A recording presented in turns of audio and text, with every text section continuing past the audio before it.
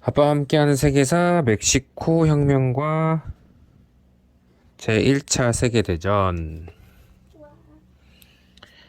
멕시코 혁명.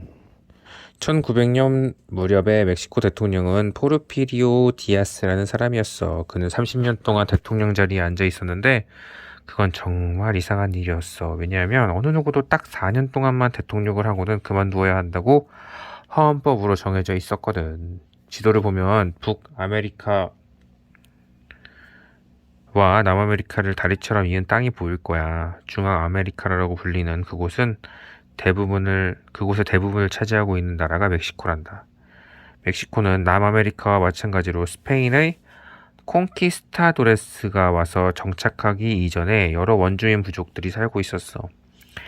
중앙아메리카를 정복한 스페인은 그곳을 뉴 스페인이라고 불렀어.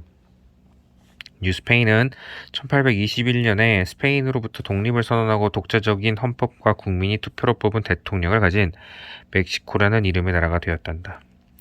어느 누구도 딱 4년 동안만 대통령을 할 수 있다고 헌법이 정해 놓았는데도 포르필리오 디아스는 선거를 할 때마다 대통령으로 선출되고 또 선출되고 또 선출되었어. 그래서 30년 동안이나 대통령을 하자 사람들은 그가 다스렸던 시기에 포르피리아토라는 이름을 붙여주었어. 디아스는 자기가 30년 동안이나 대통령을 할 수 있었던 이유는 선거 때마다 그에게 대항할 만한 다른 후보가 나타나지 않았기 때문이라고 주장했어. 그게 말이 되는 소릴까? 물론 그건 말도 안 되는 소리였어. 딱 4년 동안만 대통령을 하고 그만두어야 한다고 헌법으로 정해져 있는데 그가 어떻게 번번이 출마했을 것이며 또 멕시코의 다른 정치가들은 어째서 그것을 보고만 있었을까? 그게 다 이유가 있었단다. 디아스에게 붙어서 영달을 누리는 사람들이 선거 때가 되면 대통령 후보로 출마하려는 사람들을 찾아간 거야. 가서 몇 마디 말을 하기만 하면 그들이 그만 포기해버렸던 것이야. 그런 말도 안 되는 일이 30년 동안이나 계속되자 디아스와 그의 정부에 대해서 강한 불만을 가진 사람들이 날이 갈수록 많아졌어. 나라를 어떻게 운영할 것인지에 관한 중요한 문제들을 디아스와 그의 사수인들, 또 그야말로 한 줌도 안 되는 극소수의 부자들이 결정했어. 디아스는 또 중앙아메리카의 원주민들에게 너무도 잔인한 짓을 했어. 원주민들이 농사짓던 땅을 빼앗아서 친구들과 외국인들에게 팔아먹고 자기들의 땅에서 버림받은 원주민들을 모아서 담배 농장에서 노예로 일하게 했어. 원주민이 아닌 가난한 멕시코 사람들도 비참하기는 마찬가지였어. 그들은 제각기 토지를 가지고 열심히 농사를 지었지만 먹고 살기가 늘 너무도 힘이 들었단다. 어느 때에는 무시무시한 대기근이 멕시코 전 지역을 휩쓸어서 수만 명이 굶어 죽었어.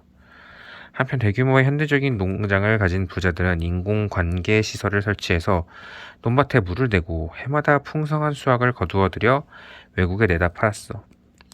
멕시코의 농산물은 외국에서 인기가 상당히 좋았단다. 부자들은 가난한 멕시코 사람들이 굶어 죽거나 말거나 전혀 관심이 없는 것 같았어. 날이 갈수록 유럽 사람들을 닮아갔어. 부자들은 너나 없이 자식들을 유럽으로 유학을 보내고 옷도 유럽 사람들처럼 입고 말도 유럽 사람들처럼 했어. 부자들이 얼마나 유럽을 흠모했는지 멕시코의 공식 언어인 스페인을 버리고 프랑스어를 쓰는 사람들까지 있었단다. 바로 얼마 전에 오스만 투르크 제국과 이탈리아 등 유럽의 여러 나라에서 그랬던 것처럼 멕시코에서도 정권에 반대하는 사람들이 모여서 항거하기 시작했어. 그들은 멕시코에서 너무나 오랫동안 디아스 대통령에 대항한 후보가 나서지 않는다는 점을 지적했어. 디아스가 선거 때마다 번번이 당선될 수 있었던 것은 다른 후보가 없었기 때문이었다는 것이지. 멕시코는 오직 한 가지 임무만 해내는 대통령이 필요했어. 모든 멕시코 사람이 제대로 교육을 받고 제대로 먹고 생계를 꾸려가기에 부족하지 않을 만큼의 벌이를 할 수 있도록 만들어주는 임무였지. 1910년에 디아스 대통령은 다른 후보가 대통령 선거에 출마하는 것을 허락했어. 그 후보는 프란시스코 마데로라는 사람이었는데 부잣집 아들로 태어나서 엄청나게 많은 재산을 가지고 있었어. 그는 커다란 농장을 가진 부자인데다 노동자들을 아주 잘 대해주었어. 살만한 집에서 살고 먹을 만한 음식을 먹고 마실 만한 맑은 물을 마실 수 있게 해주었지. 그는 자신의 주치의를 보내서 병든 노동자들을 돌봐주기도 했고 그 농장에서 일하는 사람들의 자식들을 위해서 자기 돈으로 학교를 지어주기도 했단다. 마데로는 멕시코가 독재 국가가 아니라 진짜 민주주의 국가가 되기를 원했어. 마데로는 가난한 사람들의 사랑과 존경을 받았고 인기가 나날이 높아졌어. 디아스는 마데로를 그대로 두었다가 선거에서 자기가 지고 말 것 같자 마데로를 체포해서 감옥에 가두어 버렸어. 선거일이 되자 디아스의 하수인들은 멕시코가 다시 한번 디아스를 대통령으로 선택했다고 선언했단다. 그 가짜 선거가 있는 바로 다음 날 마데로는 감옥에서 탈출했어. 그는 철도 노동자로 변장해서 기차를 타고 국경을 넘어 미국으로 피신했단다. 그는 텍사스주 샌 안토니오에서 디아스 대통령의 정부와 맞서 싸울 혁명가 단체를 만들었어. 그는 막대한 재산으로 무기를 사서 멕시코 반란군 병사들에게 보냈단다. 반란군 병사들 중에서 이름을 날린 사람으로 도로테오 아랑고라는 사람이 있었어. 그는 멕시코 북부지방에서 소도둑질로 먹고 사느라고 늘 어딘가에 몸을 숨겨야 했던 사람이었단다. 근데 그가 이제는 반란군의 전사가 되어 판초빌라라는 별명을 얻었단다. 판초빌라는 300명 정도의 병사로 군대를 만들었어. 그들은 음식과 물자를 도둑질하면서 근근히 목숨을 이어가다가 어느 때부터 정부군을 공격하기 시작했어. 다른 혁명 지도자들이 그 부대에 합세했어. 멕시코 전 지역에서 반란군이 정부군을 공격하고 마을을 점령하고 정부 관리들을 내쫓았어. 멕시코 혁명이 최고조에 이르러가고 있었던 거야. 디아스는 자기가 이제는 그리 오래 권력을 붙들고 있지 못하리라는 것을 알아차렸어. 나이가 80살이 되는 그는 치약 농양을 비롯한 몇 가지 질병을 심하게 앓고 있었고 침대에서 거의 일어나지 못할 지경이었단다. 멕시코 혁명이 시작된 지 1년이 아직 안 된 5월의 어느 날 한밤중에 디아스는 측근들에게 에워싸인 채 뒤뚱거리며 천천히 어둠 속을 걸어가고 있었어. 그는 시우다드 후아레스 시의 교회에서 반란군의 대표자들과 만나기로 한 약속에 가는 길이었어. 둥글게 원을 그리고 선 자동차들이 불빛이 협상 테이블을 비추고 있었어.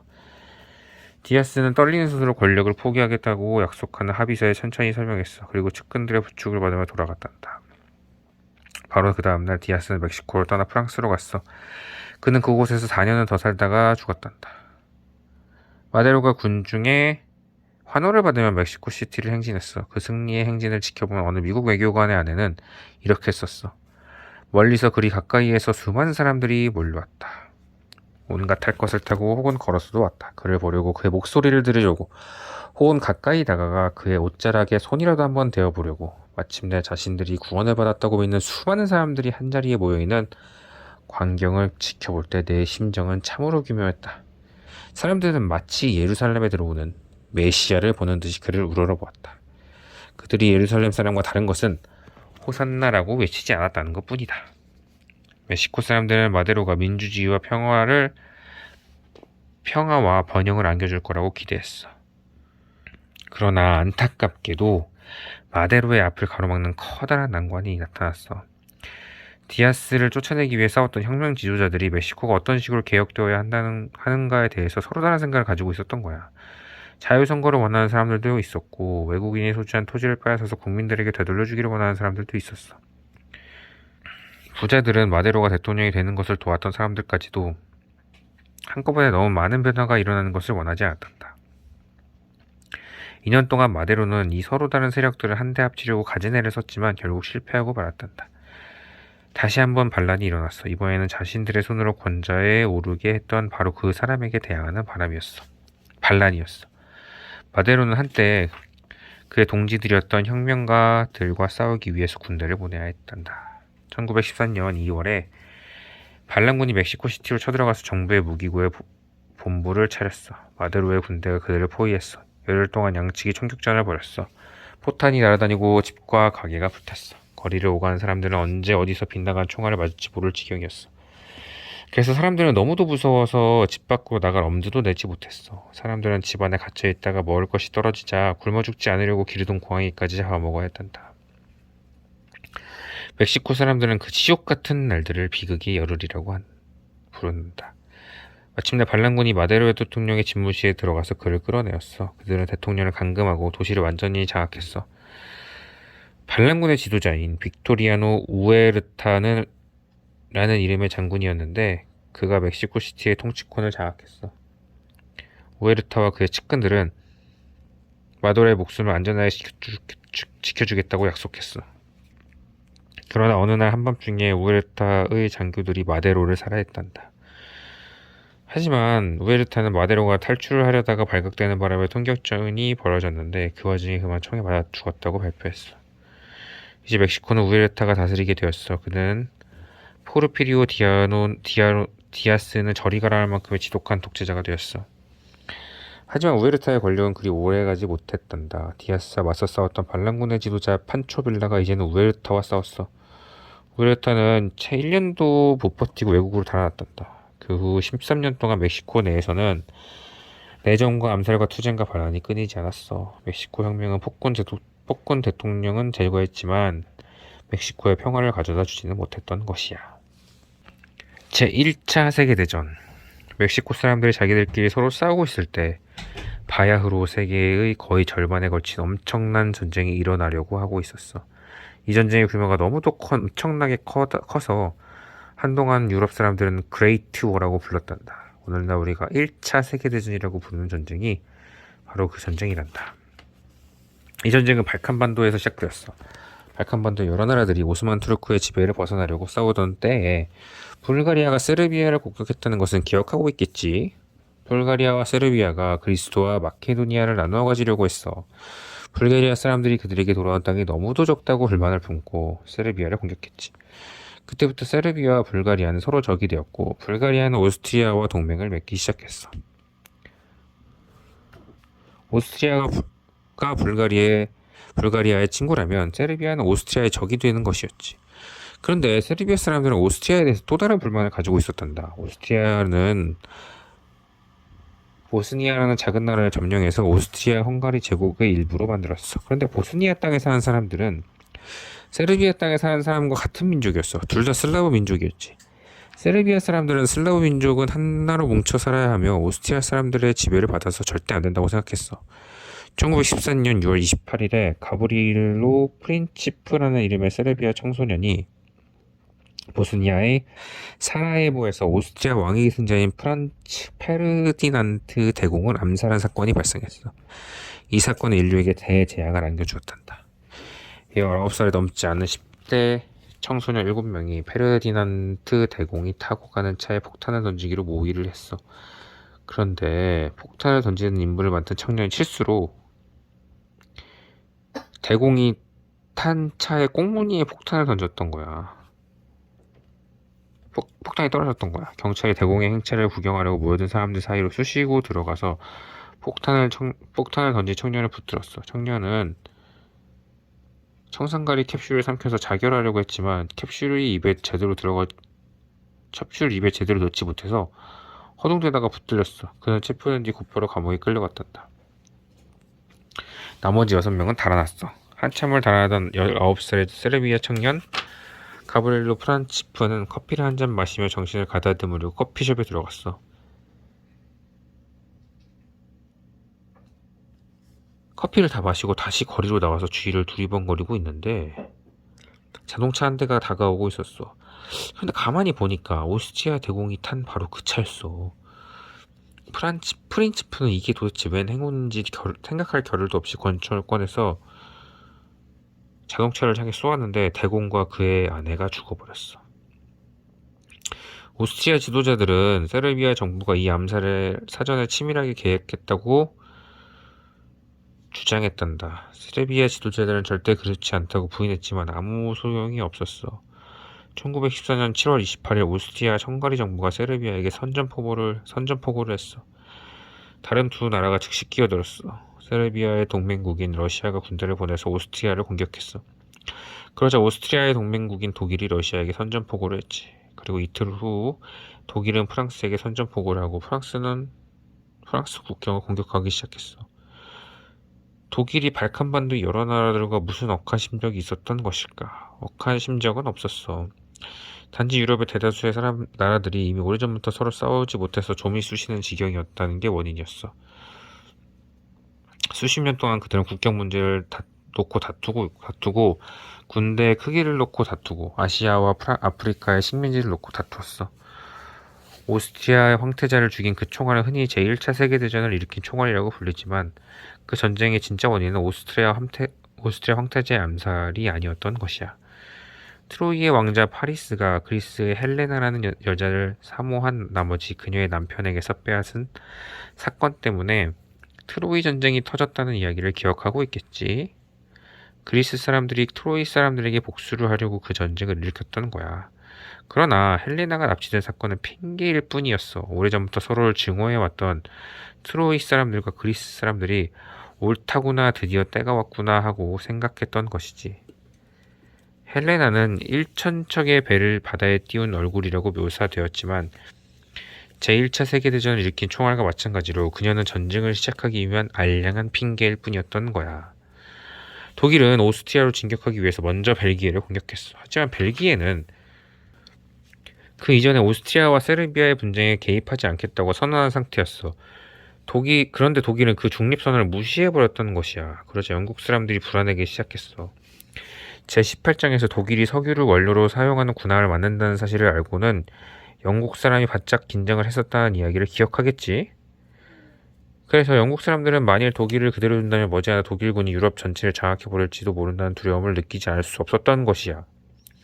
1914년 8월 4일에 영국이 독일에게 선전포고를 했어. 이제야말로 진짜 전쟁이 시작된 거야. 오래지 않아서 유럽이 온통 전장터가 되었어. 오스트리아, 헝가리 제국, 불가리아, 독일, 그리고 나중에 끼어는 오스만 투르크의 동맹국과 영국, 프랑스, 러시아, 중국, 그리스, 일본, 세르비아 중립을 선언했다가 무시당한 벨기에를 포함한 다른 여러 나라들이 연합군 대판 맞붙는 거야. 이 전쟁이 그렇게 오래 갈 줄은 아무도 예상하지 못했단다. 동맹국의 네 나라가 세계의 나머지 나라들이 다 합쳐도 덤비지 못할 만큼 강했기 때문이야. 그러나 간단하지가 않았어. 전투가 그칠 줄 몰랐고 저 멀리 오스트레일리아와 남아프리카도 전쟁에 끼어들 준비가 되어 있었어. 캐나다도 영국군을 건드려고 군대를 보냈어. 그 전쟁에 끼어들지 않으려고 했던 강대국은 미국을 비롯해서 고작 몇 나라 뿐이었단다. 독일은 막강한 최신식 군함들이 영국 근처의 바다를 휘젓고 다니면서 영국의 여객선과 상선들을 무차별 공격했어. 1915년 5월 7일 독일의 잠수함이 루시타니아라는 이름의 영국 여객선에 어뢰를 한 발 쏘았어. 어뢰를 맞은 그 배는 거꾸로 뒤집혀 가라앉았는데 거의 1200명의 승객이 바다에 빠져 죽었단다.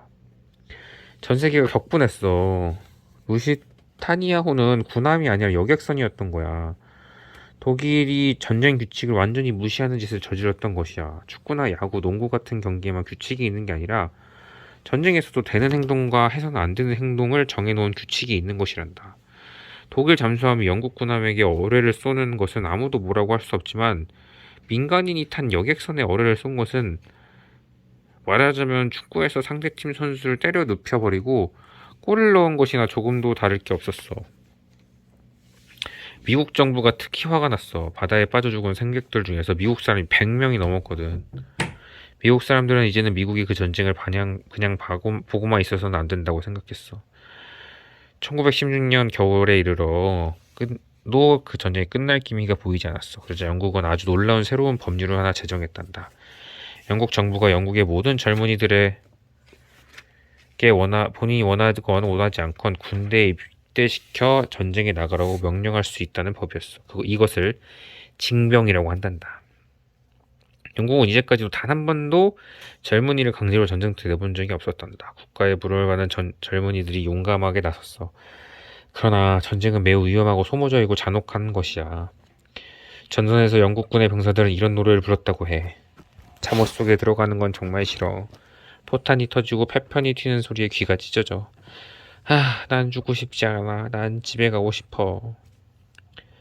징병 제도는 훨씬 더 많은 젊은이가 전쟁터로 나가게 된다는 뜻이었단다. 남자들이 빠져나간 자리들을 여자들이 대신 채웠어. 1918년에 이르러서는 거의 100만 명의 영국 여자들이 무기공장에서 일을 했단다.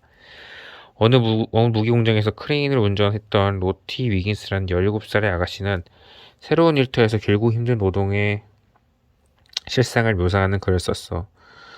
우린 월요일부터 토요일까지 매일 12시간씩 일했고 토요일 저녁 6시부터 일요일 오후 2시까지 18시간 일해야 했고 그리고 월요일 아침 6시부터 다시 정상대로 12시간 근무를 시작했다. 한편 프랑스와 영국의 수많은 젊은이들이 전선으로 나가서 싸우다 죽었어. 프랑스의 베르등 한 요새에서는 5달 동안 계속된 전투에서 30만 명의 독일 젊은이와 30만 명이 넘는 프랑스 젊은이가 죽었단다. 손무방어전이라고 불리는 손무강 근처에서 벌어진 전투에서 40만 명의 영국 젊은이가 독일의 진격을 막으려고 싸우다가 죽었어.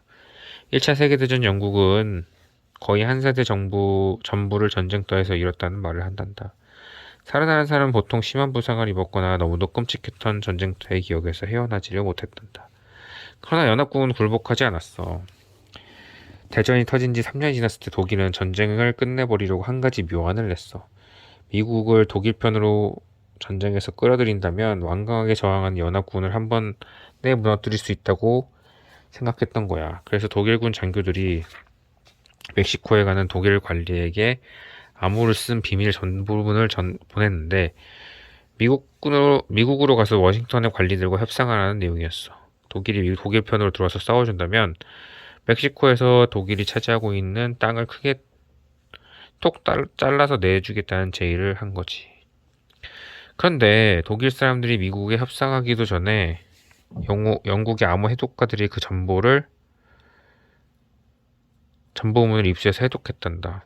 그리고 미국의 신문들에 그 내용이 보도되자 미국의 모든 곳에서 모든 사람들이 읽게 되었어.